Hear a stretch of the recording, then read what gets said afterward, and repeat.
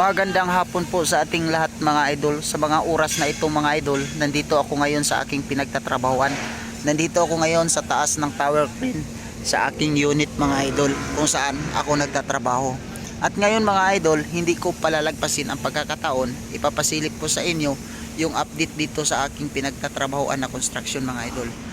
Kung nakikita nyo mga idol, lahat ay halos patapos na, maliban dyan sa may mga kawang na precast na wala pang nakatayo. At yan yung mga balancing precast mga idol na ikakasa namin.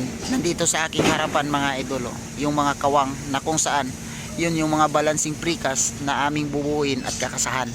Kung napapansin nyo mga idol, maliit na po yung poste.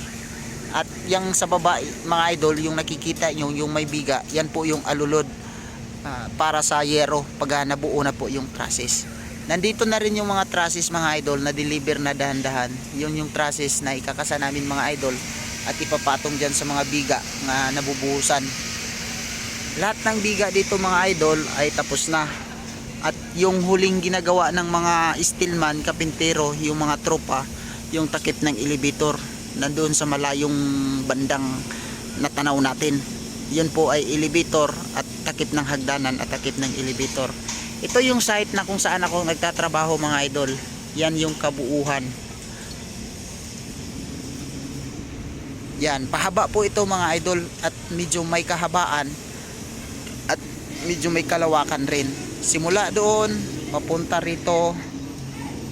Yan sa gitna at papunta doon sa dulo. Nandoon yung mga tropa mga idol, kasalukuyan binubuo yung takip ng hagdanan at takip ng elevator. Ito yung sitwasyon mga idol sa aking pinagtatrabahuan.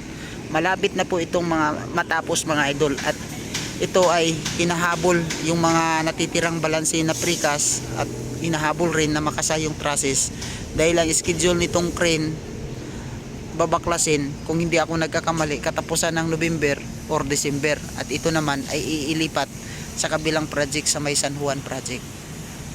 At hanggang dito na lang ang aking munting video mga idol. Sana sa mga oras na ito masaya ang bawat isa sa atin kasama ang mga minamahal sa buhay. God bless to all mga idol.